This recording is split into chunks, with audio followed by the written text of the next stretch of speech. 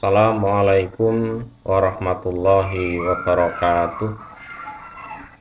Pada kesempatan kali ini kita masih membahas tentang ungkapan seorang ulama yang bernama Abdullah bin Mubarak, al-isnadu minaddin walaulal isnad laqala man syaa ma syaa. Dan bagi yang mungkin belum melihat video sebelumnya, ya kita persilahkan untuk melihat video tersebut. Isnad adalah bagian dari agama. Seandainya tidak ada isnad atau sanad, niscaya seseorang bisa mengatakan di dalam masalah agama apa yang dia kehendaki.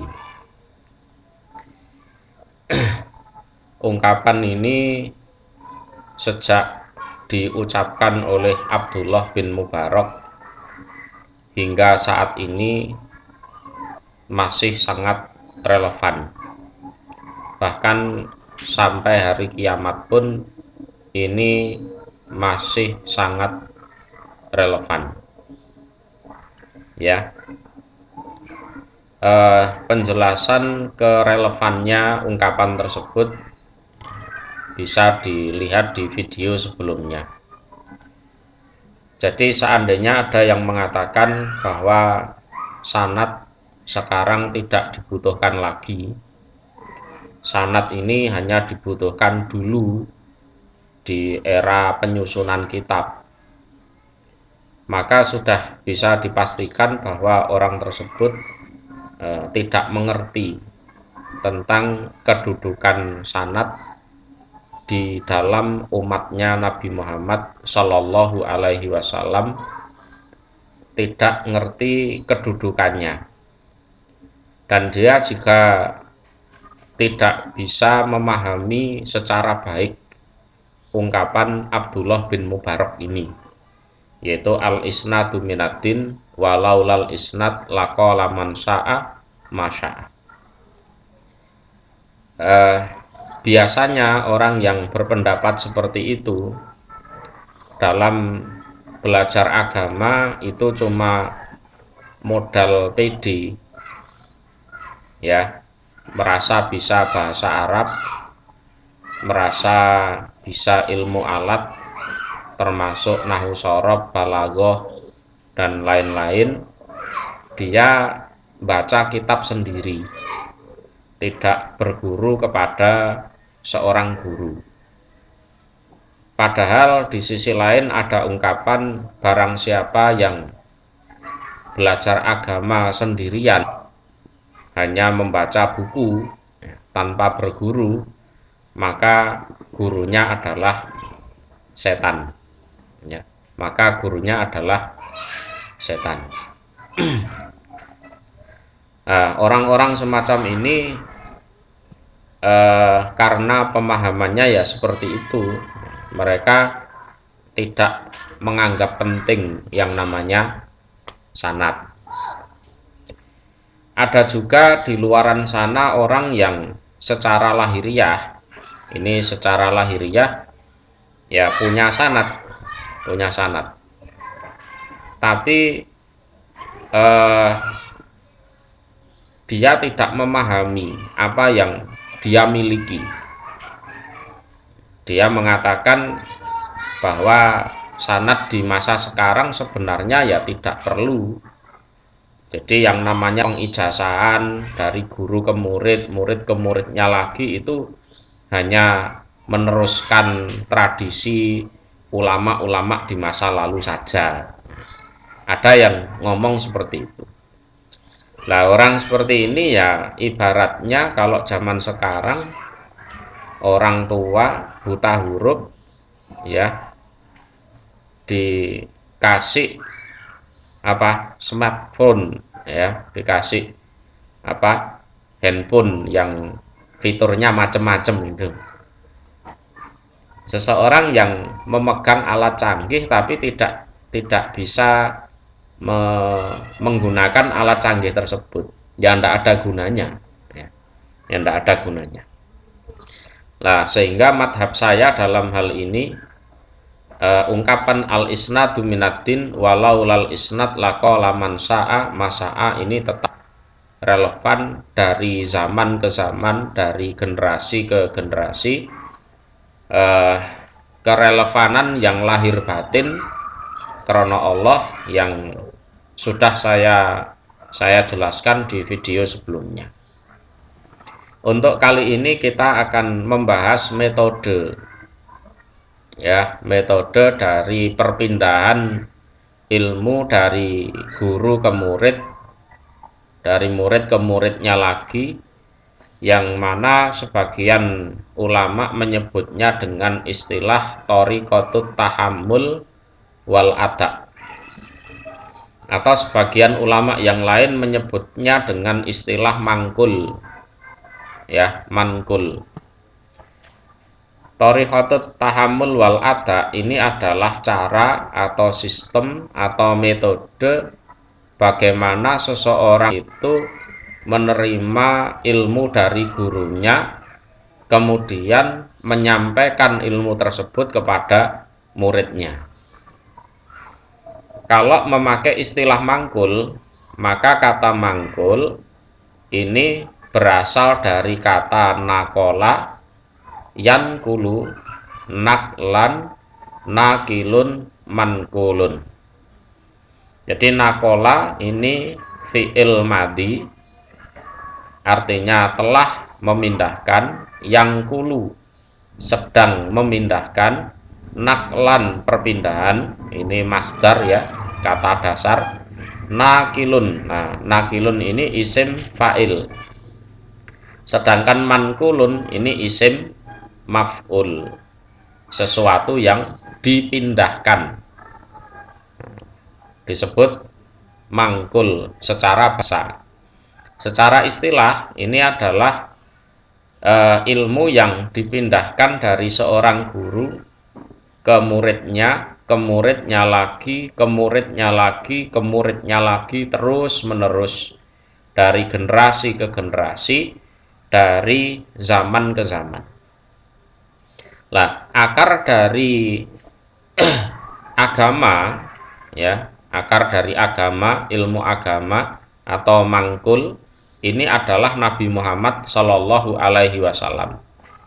Beliau memindahkan ilmunya ke para sahabat, sahabat memindahkan ke para tabi'in, tabi'in ke para tabi'it tabi'in, terus kepada ulama sesudahnya, terus sampai kita. Yang mana masing-masing rantai, masing-masing silsilah ini punya tanggung jawab yang lahir batin untuk menyampaikan apa yang diterima kepada muridnya sama dengan apa yang dulu telah dia terima dari gurunya. Nah, ini disebut thariqatut tahammul wal ada atau istilahnya mangkul. Adapun penjelasan secara rinci ini bisa dilihat di hadis Sahih Bukhari Kitabul Ilmi. Nah, di sini contohnya ya, babu mayut karu fil munawalati. Nah, ini salah satu metodenya. Wa kita bi ahlil ilmi bil ilmi ilal buldan. Ini bab yang ada di Kitabul Ilmi di Sahih Bukhari. Jadi bisa dilihat juga di hadis-hadis atau bab-bab sebelumnya. Nah, termasuk bab ini. Babu maja'a fil ilmi wa qaulihi ta'ala wa qur rabbi zidni ilma. Dan babnya bab-bab yang ada di sekitarnya. Lah, di dalam metode thariqatut tahammul wal ada ini ada sistem samaan, ya. Ada juga qiraatan alaih, ada juga sistem munawalah, yang tertulis jelas ini di Sahih Bukhari. Ada juga sistem ijazah. Sistem samaan ini istilah yang mudah adalah seorang guru membacakan suatu ilmu kepada muridnya dan muridnya mendengarkan. Ya, jadi guru yang membaca kitab, lah muridnya mendengarkan. Lah, keunggulan di metode ini adalah menunjukkan, salah satunya ya, menunjukkan bahwa guru tersebut adalah orang yang rabbani. Karena apa? Dia di masa lalu sudah meluangkan waktunya, tenaganya, pikirannya untuk belajar, dan di masa kini setelah dia bisa dan mumpuni, dia masih rela meluangkan waktunya, tenaganya, pikirannya untuk belajar, untuk mengajar. Nah, ini ada sebuah ayat, walakin kunu rabbaniyina bima kuntum tu'allimunal kitab wa bima kuntum tadrusun. Jadi seseorang ini bisa dikatakan rabbani apabila dia punya kebiasaan bima kuntum tu'allimunal kitab. Dia masih rajin belajar walaupun sudah alim, apalagi belum alim ya. Yang kedua, dia menyampaikan ilmunya, wa bima kuntum tadrusun, mengajarkan ilmunya, menyampaikan ilmunya. Nah, ini berarti menunjukkan gurunya itu punya tanggung jawab betul terhadap keilmuannya. Dia meluangkan semua kapasitasnya untuk belajar, habis itu untuk mengajar. Yang kedua ada sistem qiraatan alaih. Qiraatan alaih ini adalah murid yang membaca, guru yang mendengarkan atau menyimak. Di sistem ini guru bisa mengetahui tentang kemampuan atau seberapa kapasitas muridnya. Ya. Jadi kalau pakai sistem yang pertama, gurunya yang baca terus muridnya hanya mendengarkan, guru itu tidak tahu muridnya ini bisa betul apa enggak, mumpuni apa enggak tahu. Kalau pakai metode yang kedua, qiraatan alaih, murid yang membaca, guru yang mendengar, guru jadi tahu, oh ini muridku si A ini cerdas, oh si B ini juga cerdas, si C ini kurang cerdas, si D ini dedel luar biasa, bodoh, nah itu. Ya, jadinya tahu. Sehingga guru juga mengetahui ini mana murid-murid yang insya Allah nanti di masa depan bisa meneruskan keilmuan sang guru tersebut. Ini metode qiraatan alaih.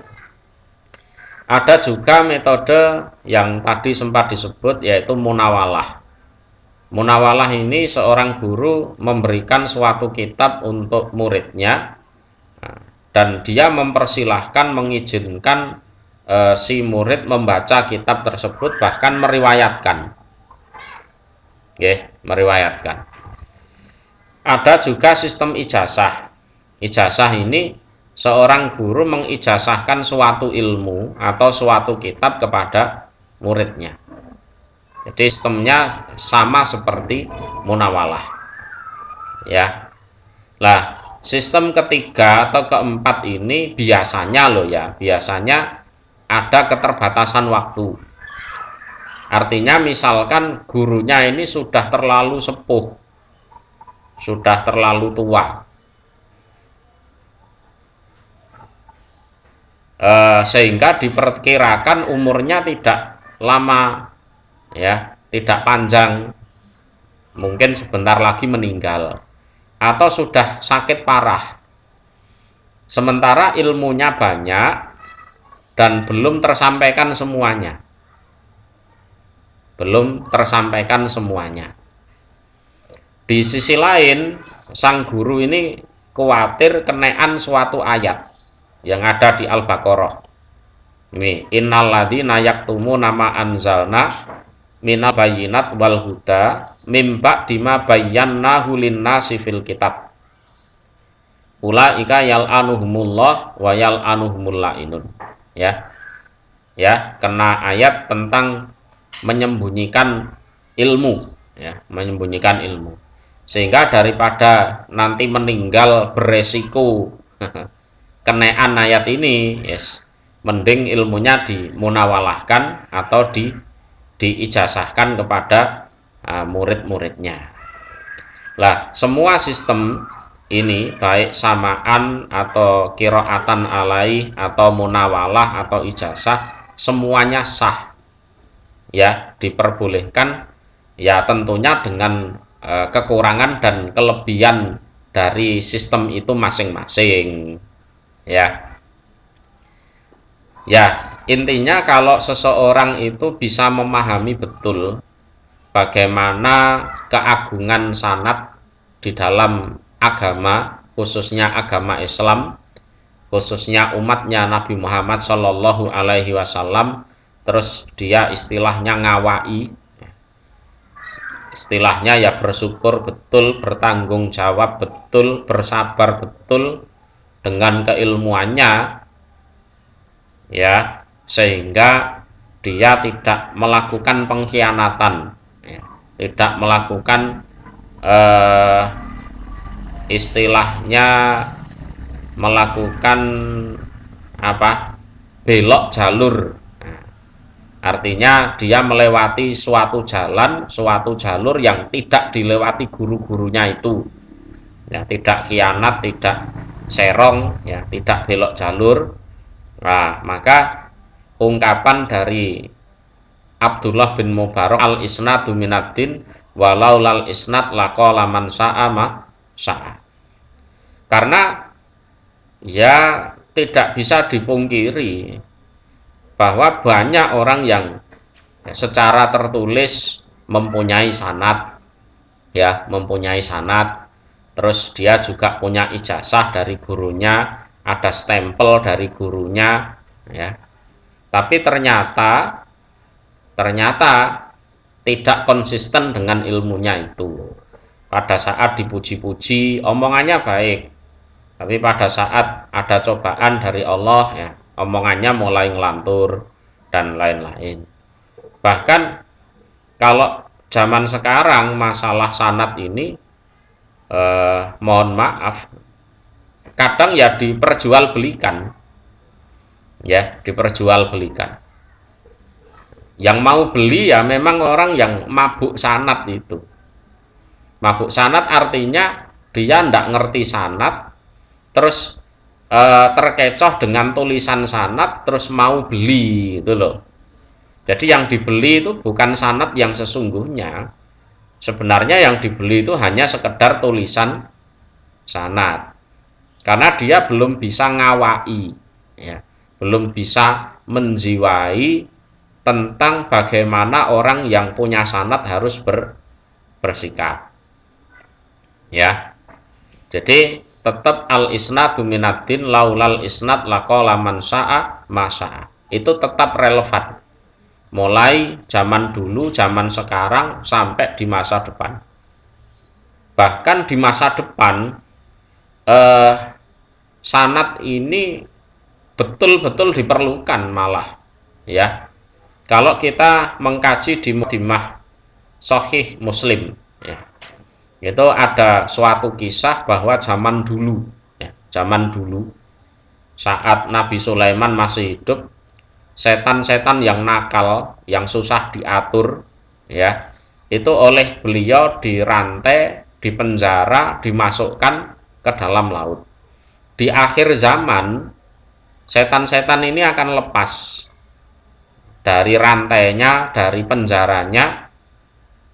Mereka membacakan suatu bacaan, ya, tentunya bacaan agama, ya, entah itu sihir yang diakukan sebagai Al-Quran, entah ilmu setan, ilmu sihir yang diakukan sebagai hadis dan lain-lain.